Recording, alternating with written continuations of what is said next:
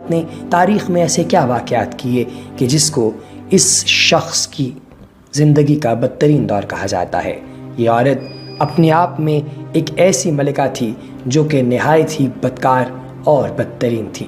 آئیے آپ کو ہم اس کی کہانی سنیں۔ اس کا نام امانوس تھا اور وہ دریائے فرات کے کنارے واقع ایک پرشکو اور خوبصورت شہر ماری کا ولی عہد تھا۔ وہ صبح سویرے چند دوستوں کے ساتھ شکار کی غرض سے مشرقی دشت میں نکلا تھا اور اس کے ساتھ اس کے دوست موجود تھے۔ ایک زخمی ہرن کا پیچھا کرتے ہوئے وہ راستہ بھٹک گیا تھا۔ تپتے سورج کے نیچے خاردار جھاڑیوں، اونچی گھاس اور درختوں سے بھرے نیم ریگستانی علاقے میں گھوڑا دوڑاتے ہوئے اسے سمت کا اندازہ ہی نہ رہا تھا اور وہ اپنے شہر سے بہت دور نکل گیا تھا۔ یہ وہ دور تھا جب مصر پر فرعونوں کی حکمرانی کی گرفت کمزور پڑ چکی تھی اور دنیا کی یہ عظیم سلطنت اندرونی شورشوں اور بیرونی حملہ آوروں کی بدولت ٹوٹ پھوٹ کا شکار تھی۔ مغرب میں لوبو یعنی لیبیا اور جنوب میں حبشہ کے قبائلی مرکز سے ناطا توڑ کر آزاد ریاستوں کی بنیاد ڈال چکے تھے۔ شمال اور شمال مشرقی علاقوں میں اشوری اپنی طاقت مجمع کرنے میں مصروف تھے، مگر بابل اور نینوا کی باہمی چپکلش اس شیرازہ بندی میں رکاوٹ بنی ہوئی تھی۔ ماری جو دریائے فرات کے مغربی کنارے پر واقع ہوتے ہوئے اپنی سلطنت مصر کا سرحدی شہر ہونے کی بدولت ایک اہم تجارتی مرکز تھا، سلطنت مصر کی گرفت سے آزاد ہو چکا تھا۔ اس پر ایک اشوری جنگجو برخیا حکومت کر رہا تھا اور امانوس اس حکمران کا بڑا بیٹا تھا۔ دشت میں گھوڑا دوڑاتے دوڑاتے شام ہو گئی، مگر امانوس کو کسی آبادی کے آثار نظر نہ آئے۔ دریائے فرات بھی کہیں نظر نہ آ رہا تھا کہ شہزادہ اپنی پیاس ہی بجھا لے۔ اس کے چہرے پر تھکن کے واضح آثار تھے اور گرمی نے اس پر جھنجھلاہٹ طاری کر دی۔ اس کا گھوڑا بری طرح کانپ رہا تھا اور ہانپ رہا تھا۔ وہ دل ہی دل میں اشوریوں کی دعائے اشتار کی مناجات کرنے لگا تاکہ وہ اس پر رحم کریں اور اسے کسی آبادی اور پانی کے منبع تک پہنچا دیں۔ دعا کارگر ثابت ہوئی۔ کچھ ہی دیر بعد چند ٹیلوں کے پیچھے سے آبی پرندوں کی ایک قطار اڑتی ہوئی نظر آئی۔ شہزادی کا چہرہ خوشی سے کھل اٹھا۔ یہ بات اس چیز کی علامت تھی کہ ٹیلوں کے عقب میں کوئی ندی یا دریا ہے، ممکن ہے یہ دریائے فرات ہی ہو۔ اس نے سوچا اگر یہ بات درست تھی تو وہ دریا کے ساتھ ساتھ سفر کرتا اپنے شہر واپس جا سکتا تھا۔ اس خیال نے اس کے تن مردہ میں نئی جان ڈال دی اور وہ گھوڑے کو ایڑ لگا کر بے تابانہ ٹیلوں کی طرف بڑھنے لگا۔ تھوڑی دیر بعد وہ ٹیلوں کے عقب میں تھا جہاں اس کے اندازے کے عین مطابق شوریدہ سر دریائے فرات موجیں مار رہا تھا۔ دیوی ماں، تیری شان بلند ہے اور تیری عظمت قابل تقدیس و تمجید ہے، اس نے خوشی سے مغلوب لہجے میں کہا اور گھوڑے سے کود کر اوندھے منہ دریائے کنارے گیلی ریت پر لیٹ گیا اور بالکل اسی طرح دریا کے دھارے سے منہ لگا دیا جس طرح اس کے پیاسے گھوڑے نے لگایا تھا۔ ٹھنڈا پانی جب اس کے حلق سے نیچے اترا تو اسے ناقابل بیان راحت اور سکون ملا۔ ابھی وہ پانی پینے میں مصروف تھا کہ یکایک کئی نسوانی کہکہوں کی آوازیں اس کے پردہ سماع سے ٹکرائیں۔ وہ بری طریقے سے چونک گیا۔ اب جو اس نے سر اٹھا کر دیکھا تو قریبی ٹیلے کی اونٹ سے اسے چند نیم برہنہ دوشیزاؤں کی تمسخر سے ہنس رہی تھیں۔ ان میں سب سے نمایاں گوری رنگت کی ایک نہایت حسین و جمیل اور دراز قد لڑکی تھی جو بشرے سے کوئی شہزادی معلوم ہوتی تھی۔ اس کی زلفیں دراز تھیں، آنکھیں سیاہ، ہونٹ یاتونی اور جسم گویا مرمر سے تراشا ہوا۔ وہ ان میں سب سے زیادہ شوخ اور چنچل تھی۔ شہزادہ اسے دیکھتے ہی اس پر فریفتہ ہو گیا۔ وہ جلدی سے اٹھا، کپڑے جھاڑے اور نگاہ شوق سے اسے دیکھنے لگا۔ وہ فتالہ بھی اپنی سہیلیوں کے ساتھ فرات سے باہر نکل آئی تھی اور اسے نہایت دلچسپی سے دیکھ رہی تھی۔ لگتا تھا خوبرو شہزادے کو دیکھ کر اس کے من میں بھی ہلچل مچ چکی ہے۔ اجنبی کون ہو تو؟ اس نے شہزادے کے مقابل پہنچ کر ایک ادا سے پوچھا۔ میرا نام امانوس ہے اور میں ماری کا ولی عہد ہوں، شہزادے نے سحر زدہ آواز میں جواب دیا۔ بہت خوب، وہ مسکرائی اور اپنی سہیلیوں اور کنیزوں کو دیکھتے ہوئے شوخی سے بولی، ہمیں آج معلوم ہوا ہے کہ ماری کے شہزادے اس طرح سے پانی پیتے ہیں۔ اس پر سب لڑکیاں کھلکھلا کر ہنس پڑیں۔ شہزادہ جھینپ گیا اور اس سے کوئی جواب نہ بن پڑا۔ وہ کچھ توقف سے بولا کہ میں پوچھ سکتا ہوں کہ میں جس رشک و میں شاہ سے مخاطب ہوں وہ کون ہے؟ بابل کی سرزمین پر آج تک کسی نے ایسا سوال ہم سے نہیں پوچھا، لیکن شہزادے کو یہ سوال پوچھنے کی اجازت ہے۔ سفور، شہزادے سے ہمارا تعارف کروانے کی ذمہ داری نبھاؤ، اس نے پہلو میں کھڑی ایک کنیز سے مخاطب ہو کر کہا۔ سفور فوراً آگے بڑھی، جس کا نام بنیادی طور پر سفورہ تھا، اور ادب سے بولی، یہ شہزادی عالیہ بابل کی عالی مرتبت حکمران شہنشاہ سارگون کی دختر نیک اختر تمار ہے۔ سیوکار اور سراپا حسن و جمال شہزادی تمار کی خدمت میں سلام پیش کرتا ہوں۔ شہزادے نے شاہی آداب کو اپنے ملحوظ خاطر لاتے ہوئے نہایت کورنش بجا لاتے ہوئے کہا۔ شہزادی نے وقار سے گردن کے ہلکے خم سے جواب دیا اور پھر دونوں میں گفتگو شروع ہو گئی۔ شہزادے نے اسے شکار پر نکلنے اور پھر راستہ بھٹک جانے کی رودات سنائی۔ تمار نے اسے بتایا کہ وہ بھٹک کر بابل کی حدود میں آ نکلا ہے، بہرکیف وہ فکر مند نہ ہو، وہ اب شاہی مہمان ہے اور اسے 2 روز بعد محافظوں کے جلوہ میں شاہانہ شان و شوکت کے ساتھ بحفاظت واپس ماری پہنچایا جائے گا۔ شہزادہ تمار حسن و جمال سے اس قدر محصور ہو چکا تھا کہ اس کا جی چاہتا تھا وہ ساری عمر اس کا مہمان بن کر بابل میں گزارتے۔ بابل کے بادشاہ سارگون اور اس کی خوبصورت بیٹی تمار کی مہمان نوازی کا لطف اٹھانے کے بعد امانوس واپس ماری پہنچ گیا، مگر اس کا دل ابھی بھی شہزادی کے ساتھ بابل میں رہ گیا تھا۔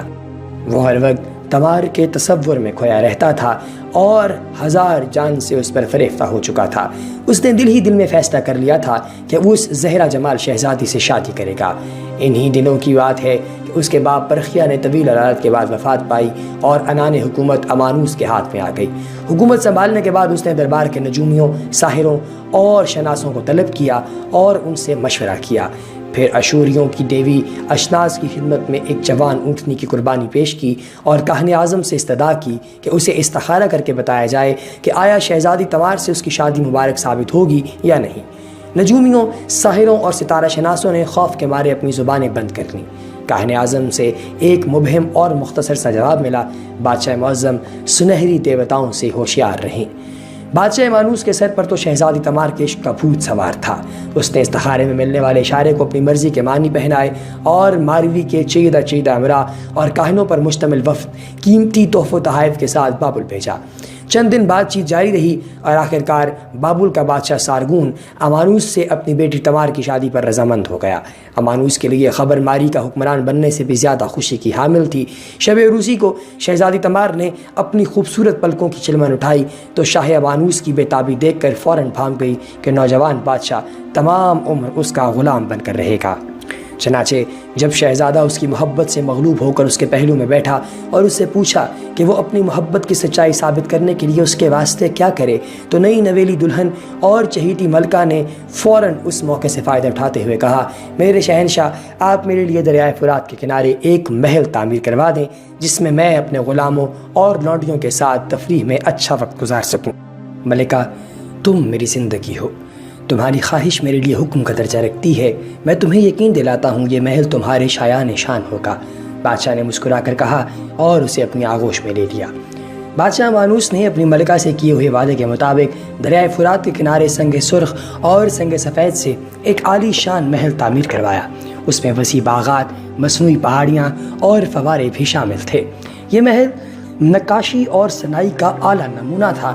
دریائے کنارے فرات کو پانی کو گھیر کر سنگ مرمر کے وسیع تالاب بنائے گئے جن میں سیڑھیاں اترتی تھیں اور محرابوں میں رات کے وقت چراغاں کیا جاتا تھا۔ اس محل کے 4 کمرے قابل دید تھے۔ ایک کمرے کی چھت کچھ یوں بنائی گئی تھی کہ اس کے نیچے بیٹھ کر یوں گمان ہوتا جیسے اوپر کھلا آسمان ہو۔ ایک کمرہ بالکل سفید تھا، اس کی تعمیر میں سفید موتی، سیپ اور آبی پرندوں کے پر استعمال کیے گئے تھے۔ ایک کمرہ بالکل سرخ تھا، اس کی دیواروں پر جا بجا سرخ قیمتی پتھر، لال اور ہیرے جواہرات جڑے ہوئے تھے۔ اس کے غالیچے اور پردے بھی سرخ ریشم سے بنے ہوئے تھے۔ یہاں دیوی دیوتاؤں کے مجسمے نصب کیے گئے تھے۔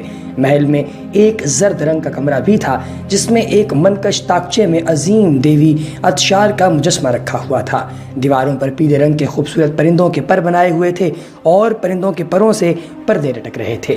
اس کمرے کی ہر چیز سونے کی تھی۔ محل مکمل ہوا تو ملکہ اپنے خادماؤں اور غلاموں سمیت اس میں منتقل ہو گئی۔ شہنشاہ کو کچھ عرصہ ملکہ کی محبت میں سرشار رہنا پڑا اور پھر اور بے دکھیں زمانے میں محبت کے سوا کے مستاق امور سلطنت میں گم ہو گیا۔ ملکہ نے اپنی نئی دنیا بسا لی۔ اس کی دلچسپیاں انوکھی تھیں۔ وہ کسی غلام کے پیر بندھوا دیتی اور اسے فیروزے سے بنے تالاب میں پھینک دیتی، اور جب وہ بیچارہ کنارے تک پہنچنے کی قوت اس کی جب جواب دے جاتی اور وہ کنارے تک نہ پہنچ پاتا اور عالم بیچارگی میں چیخنے لگتا تو ملکہ کھلکھلا کر ہنسنے لگتی اور کہتی، شاباش، مزید کوشش کرو اور کنارے تک پہنچ جاؤ۔ اگر کامیاب رہے تو تمہیں سونے سے بھری ایک تھیلی بطور انعام دوں گی۔ یہ کہہ کر وہ تالیاں اور رقص کرنے لگتی۔ لونڈیاں اور کنیزیں اس غیر انسانی کھیل سے لطف اندوز ہونے میں ملکہ کا ساتھ دیتی تھیں اور اس کے ساتھ مل کر اس غلام بیچارے کے ساتھ جو ہے وہ کہہ لگاتی اس کی ذات کے اوپر اور اس کو یوں دیوانوں کی طرح رقص کرتے ہوئے موت کی آغوش میں دیتی۔ اگر کوئی غلام کوشش کر کے تالاب کے کنارے پہنچ جاتا تو ملکہ، جسے اس بات پر فخر تھا کہ وعدے کی پکی ہے، سونے کی تھیلی اسے تحفے میں دیتی، لیکن پھر یہ تھیلی اس کے پاؤں سے باندھ دی جاتی اور اسے دوبارہ تالاب میں دھکیل دیا جاتا۔ اکثر غلام اس کھیل میں اپنی جان سے ہاتھ دھو بیٹھتے تھے، مگر ملکہ کے لیے یہ معمولی بات تھی۔ باللفاظ اور دیگر محبت کی نشانی کے طور پر تعمیر کردہ اس محل پر خوف و دہشت کی حکمرانی تھی۔ غلام اور خادمائیں پریشان رہتیں کہ نہ جانے کب کس کی غلطی پر انہیں پکڑ لیا جائے اور پھر موت کے منہ میں دھکیل دیا جائے۔ کوئی ڈر کے مارے بادشاہ سے ان باتوں کا تذکرہ نہ کرتا، اس لیے کہ وہ اپنی ملکہ کے حسین چہرے کے پردے میں چھپی ہوئی خباثتوں سے بے خبر تھا۔ ملکہ تمار ان تمام مشاغل سے اکتا گئی تھی۔ اب وہ کسی نئے مشغلے کی تلاش میں تھی۔ موسم بہار کی ایک صبح وہ اپنی ایک ہمراز کنیز کے ساتھ محل سے نکلی۔ اس نے چہرے پر سفید نقاب ڈال رکھا تھا اور سر تاپا ایک سفید لبادے میں لپٹی ہوئی تھی، اس لیے کوئی اسے پہچان نہ سکتا تھا۔ بڑی دیر تک وہ ماری کی گلیوں میں اور بازاروں میں بے مقصد پھرتی رہی اور پھر اس کا گوہر مقصود اس کے ہاتھ آ گیا۔ اس نے ایک جگہ ایک وجیح و شکل نوجوان دیکھا جو دیکھتے ہی اسے بھا گیا۔ ملکہ نے اس کے ہاتھ میں پکڑا ہوا پھول جو اس کے ہاتھ ملکہ کے ہاتھ میں پکڑا ہوا تھا وہ اس نوجوان کی طرف پھینکا۔ یہ ایک بے باک دعوت تھی۔ اس بے باک دعوت کو اس نوجوان نے پرشوق نگاہوں سے دیکھا اور مسکرا دیا۔ وہ جب قریب آیا تو ملکہ نے اس سے کہا، نوجوان، اگر تم ہم سے ملنا چاہتے ہو تو آج رات 2 میناروں والے گھاٹ پر پہنچ جاؤ۔ وہاں ایک کشتی تمہاری منتظر ہوگی جو تمہیں ہم تک پہنچا دے گی۔ جوانی کے نشے میں مست نوجوان نے فوراً حامی بھر لی۔ اس رات اور اس کے بعد آنے والی کئی راتیں اس محل میں عیاشی کا وہ کھیل کھیلا گیا جسے لفظوں کے پیرائے میں بیان کرنا ممکن ہی نہیں۔ ان راتوں میں سے پہلی رات کا قصہ کچھ یوں ہے۔ رات ہوئی تو ملکہ نے اپنی کنیزوں سے کہا، اگر بادشاہ تشریف لائیں تو انہیں بتا دینا کہ میں بہت تھکی ہوئی ہوں اور آرام کر رہی ہوں۔ وہ اپنے آپ ہی لوٹ جائیں گے۔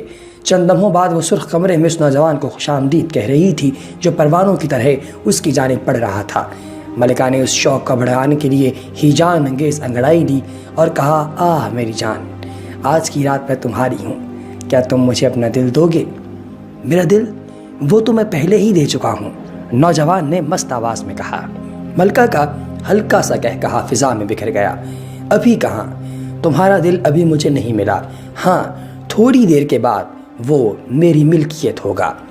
یہ کہتے ہی ملکہ نے اس نوجوان سے اثر انگیز شراب کے 2 جام بھرے اور جوان کے جام لٹھانے لگی۔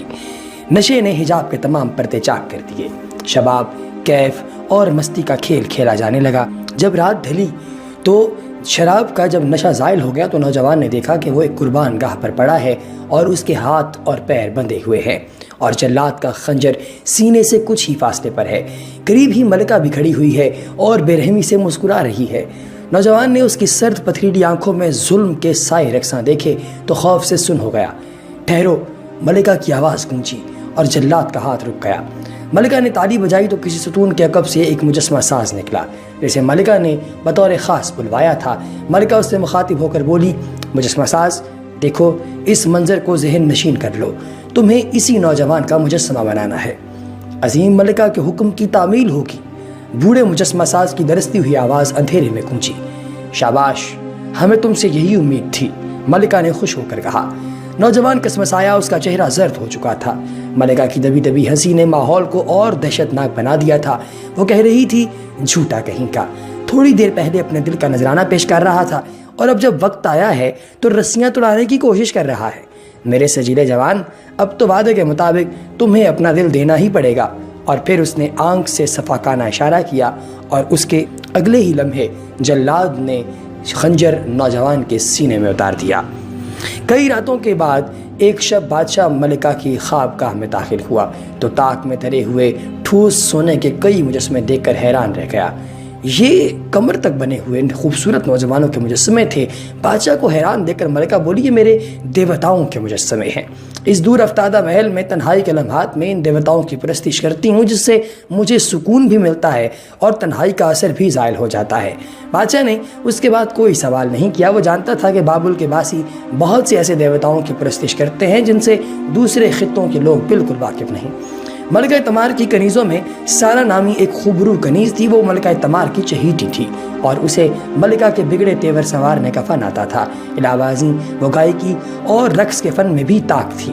ملکہ اس کی دونوں صفات پر جان دیتی تھی۔ صبح کے وقت جب وہ چہل قدمی کے لیے نکلتی تو سارا ہمیشہ اس کے ساتھ ہوتی۔ وہ ملکہ کی خوابگاہ میں رکھے ہوئے سنہری مجسموں کے راز سے بھی واقف تھی اور اسے اس بات کا بھی اچھی طرح پتہ تھا کہ وہ کسی بھی شخص کو اس کے بارے میں نہیں بتائے گی۔ اس کو اس بات کا بھی علم تھا کہ ملکہ کا نوجوانوں کی طرف پھول پھینکنا اور پھر اس کے بعد انہیں سرگوشیوں میں دعوت دینا کیا معنی رکھتا ہے۔ ایک صبح ملکہ سیر کرتی ہوئی دریائے فرات کے کنارے سے دور نکل گئی۔ ایک گھاٹ پر خاصا شور و شغیب تھا، لوگ اپنے اپنے کاموں میں مصروف تھے۔ ملکہ چہرے پر نقاب ڈالے اس مقام سے آگے بڑھی اور سارا کو لے کر ایک چٹان پر بیٹھ گئی۔ تھوڑی دیر بعد وہاں پھولوں سے لدی ہوئی ایک کشتی آ کر رکی۔ اس میں ایک نہایت وجیح اور گبرو جوان تھا۔ اس کے جسم پر سفید لباس تھا، سیاہ گھنگریالے بال اس کی پیشانی پر بکھرے ہوئے تھے، آنکھوں میں شباب کی چمک تھی۔ اس نے پھولوں کے ڈھیر میں سے 2 پھول اٹھائے اور ملکہ اور اس کی کنیز کی طرف اچھال دیے۔ وہ گل رنگ نازنینوں کے لیے دریا کنارے اگنے والے 2 پھولوں کا تحفہ پیش کرتا ہوں۔ ملکہ نے پھول اٹھا کر اپنے ہونٹوں سے لگا لیا، گویا اسے بوسہ دے رہی ہو۔ اس کا انداز نہایت ہی جان تھا، لیکن کنیز نے اسے اداس اور ترحم بھری نظروں سے دیکھا۔ نوجوان کود کر کشتی سے اترا اور چٹان کے قریب آ گیا۔ کنیز سارا کا دل چاہا کہ وہ آگے بڑھ کر اسے آگ میں کودنے سے روک دے اور سب کچھ بتا دے، لیکن ملکہ کے مظالم سہنے کی اس میں تاب نہ تھی۔ تمہاری آنکھیں بہت خوبصورت ہیں، اس نے ملکہ سے مخاطب ہو کر کہا۔ اس نے پھر سارا کی جانب دیکھ کر کہا کہ آنکھیں تو تمہاری بھی بہت خوبصورت اور پرکشش ہیں، مگر ان میں کسی سہمے ہوئے ہرن کا سا ڈر جھلکتا ہے۔ ڈرو مت، عورتوں کو تنگ کرنا میرا شیوا نہیں، ویسے بھی میں اس علاقے میں اجنبی ہوں۔ سارا خاموشی سے پیچھے ہٹ گئی۔ اس کا دل خون کے آنسو رو رہا تھا۔ وہ چاہتی تھی کہ وہ چیخ چیخ کر اس نوجوان کو بتا دے کہ ہاں میں خوف زدہ ہوں، کیونکہ میں جانتی ہوں کہ آج رات تمہارا کیا حشر ہونے والا ہے۔ پہلے تم سے نازنینوں کی باتیں کی جائیں گی، تمہارے ناز نخرے اٹھائے جائیں گے، دکھائے جائیں گے، پھلوں اور انواع اقسام کے کھانوں سے اور شراب سے تمہاری تواضع کی جائے گی، اور شباب سے بھرپور جسم سے تمہیں کھیلنا دیا جائے گا، اور پھر تمہارا تمسخر اڑایا جائے گا، تمہیں ذلیل کیا جائے گا اور بالآخر موت کے گھاٹ اتار دیا جائے گا۔ کچھ دیر سارا گونگو کی رسی پر لٹکتی رہی اور بالآخر اس نے فیصلہ کیا کہ اب وہ ملکہ کو مزید یہ کھیل کھیلنے کی اجازت نہیں دے گی۔ اس بے گناہ خوبرو نوجوان کی موت کا تصور کر کے ہی اس کے اندر کا انسان جاگ اٹھا تھا۔ اس نے سوچ لیا تھا کہ وہ اس کی جان کو ضرور بچائے گی۔ دراصل وہ نرم گفتار اور خوبصورت نوجوان اسے اچھا لگا تھا۔ اس کی حالت اس دوشیزہ کی سی تھی جس نے وادی عشق میں پہلا قدم رکھا ہو۔ وہ نوجوان بھی دیگر نوجوانوں کی طرح ملکہ سے گفتگو کرتے ہوئے بالکل سحر زدہ لگ رہا تھا۔ جب کبھی اس کی نظریں سارا سے ٹکراتی تو اس کی آنکھوں میں لہراتے خوف کے سائے کو دیکھ کر وہ سوچتا یہ لڑکی اتنی اداس کیوں ہے؟ کیا وہ اس کی اداسی دور کر سکتا ہے؟ اور پھر نوجوان کے چہرے پر تردد دیکھ کر اسے ملکہ کی جانب اپنی طرف متوجہ کر لیتی۔ تھوڑی دیر بعد جب وہ جدا ہوئے تو ملکہ کے حکم پر سارا الٹے قدموں اس نوجوان کے پاس گئی اور لرزیدہ آواز میں کہا، رات طلوع ماہتاب کے فوراً بعد ایک کشتی 2 میناروں والے گھاٹ پر تمہارا انتظار کرے گی۔ وہ کشتی تمہیں ملکہ سے آگے لے جائے گی۔ ابھی وہ اتنی بات کہنے ہی والی تھی کہ الفاظ اس کی گردن میں اٹک گئے اور اس کے منہ سے باہر نہ نکلے۔ بہرحال وہ نوجوان شام کے وقت وہاں پہنچ گیا اور آنے والے لمحات کے تصور سے ہی سرشار ہو گیا تھا۔ بادشاہ دربار کی کارروائی سے فراغت پانے کے بعد اٹھنے کی تیاری کر رہا تھا کہ ایک غلام نے اسے مطلع کیا کہ ملکہ کی خاص کنیز سارا باریابی کی خواہش مند ہے، اس کے پاس کوئی اہم پیغام ہے۔ بادشاہ نے متجسس ہو کر اس سے پوچھا کہ تمہیں کیا کہنا ہے؟ خادمہ نے چہرہ اوپر اٹھایا اور کانپتی ہوئی آواز میں بولی، بادشاہ سلامت، میں آپ کے حضور یہ عرض کرنے کی جسارت کر رہی ہوں کہ وہ ہستی جسے آپ نے دیویوں جیسا مرتبہ بخشا ہے آپ سے بے وفائی کی مرتکب ہو رہی ہے۔ یہ تم کس کے بارے میں بات کر رہی ہو؟ صاف صاف کہو۔ بادشاہ نے کچھ نہ سمجھتے ہوئے کہا، حضور کنیز ملکہ کے بارے میں بات کر رہی ہے۔ کنیز نے تھوک نکل کر کہا۔ بادشاہ کو اپنے کانوں پر یقین نہ آیا۔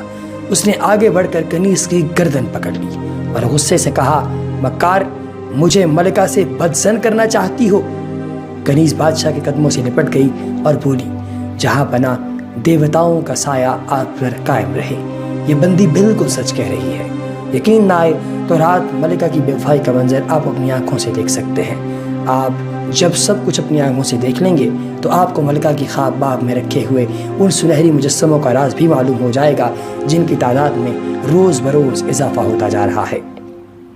وہ دیوتاؤں کے نہیں، ان نوجوانوں کے مجسمے ہیں جن سے محبت کا کھیل کھیلنے کے بعد ملکہ جلادوں سے قتل کروا دیتی ہے۔ یہ کہتے ہوئے وہ رونے لگی۔ بادشاہ یہ سن کر ہکا بکا رہ گیا۔ اس لمحے اسے عظیم دیوی اشنار کی طرف سے استخارے میں ملنے والا اشارہ یاد آیا، سنہری دیوتاؤں سے ہوشیار رہو، اور اس کی آنکھوں کے سامنے سے تمام پردے ہٹ گئے۔ بادشاہ کے دل میں دکھ کی ایک ٹیس اٹھی۔ وہ اپنی ملکہ تمار سے کتنی محبت کرتا تھا، مگر وہ ایک بے وفا اور دغا باز عورت تھی۔ بادشاہ نے اسے سبق سکھانے کا فیصلہ کر لیا۔ رات کا اندھیرا پھیلا تو بادشاہ نے بھیس بدلا اور کنیز سارا کے ساتھ محل کے خفیہ دروازے پر پہنچا۔ سارا نے دروازے پر دستک دی تو ایک غلام نے دروازہ کھولا اور پوچھا، کون ہو؟ میں ملکہ کی خاص کنیز سارا ہوں۔ خادمہ نے جواب دیا، تمہارے ساتھ کون ہے؟ وہ جسے ملکہ نے طلب کیا ہے۔ اچھا، یعنی ایک اور۔ آواز میں تحیر اور طنز تھا۔ تم اندر جا سکتی ہو۔ کنیز اور غلام کی گفتگو سے بادشاہ نے اندازہ لگایا کہ وہ نوجوان جس سے ملکہ ملنا چاہتی تھی وہ پہلے ہی آ چکا ہے۔ غیرت اور احساس توہین سے بادشاہ کا چہرہ سرخ ہو گیا۔ اس نے بمشکل خود پر قابو پایا اور بادشاہ کو لے کر مختلف روشن اور نیم روشن راہداریوں سے گزرتی ہوئی وہ ایک بہت بڑے کمرے میں داخل ہوئی۔ یہ دویز ریشم کا سبز پردہ تھا اور اس طرح بنایا گیا تھا کہ دوسری طرف واقع کمرے سے روشنی کی ایک کرن بھی باہر نہیں نکل سکتی تھی۔ بادشاہ نے پردے کو ہولے سے سرکایا۔ اب وہ سنہری کمرے میں جھانک رہا تھا۔ اندر کے منظر نے اس کے ہوش اڑا دیے۔ ملکہ تمار 16 سنگھار کیے نیم برے حالت میں سنہری تخت پر نیم دراز تھی اور اس کے سامنے ایک خوبرو نوجوان مبہوت کھڑا تھا۔ جس انداز سے وہ ملکہ کو دیکھ رہا تھا اس سے ظاہر ہوتا تھا کہ اتنی حسین و جمیل عورت اس کے تصور میں بھی نہیں تھی۔ ملکہ تمار اسے مستی اور ہوس بھری نگاہوں سے دیکھ رہی تھی۔ بلا شبہ یہ وہ معصوم اور شرمیلی تمار نہیں تھی جیسے بادشاہ عماس کبھی اپنے لیے بیاں کر لایا تھا۔ تھوڑی دیر بعد ملکہ تمار نوجوان کو دیکھتی رہی اور اس نے یہ بھی دیکھا کہ وہ جو نوجوان ہے وہ تخت سے اترا اور پاؤں کی پائل بجاتے ہوئے نوجوان کے سامنے جا کھڑی ہوئی۔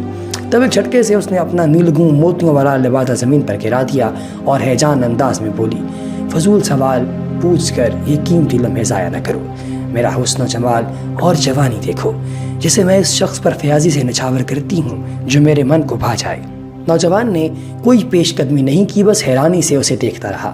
وہ بار بار اپنے خشک ہونٹوں پر زبان پھیر رہا تھا۔ پھر اس نے ایک طویل سانس لی جیسے کسی خواب سے چونکا ہو اور کہنے لگا، میں نہیں سمجھ سکا وہ کون تھی جس نے مجھے یہاں آنے کے لیے کہا تھا؟ ملکہ کھلکھلا کر ہنسی، ارے نادان، وہ میں ہی تھی۔ نوجوان کے چہرے پر الجھن کے آثار تھے۔ تم؟ اس نے بس اتنا کہا اور خاموش ہو گیا۔ ملکہ اس کے بالکل قریب آ گئی۔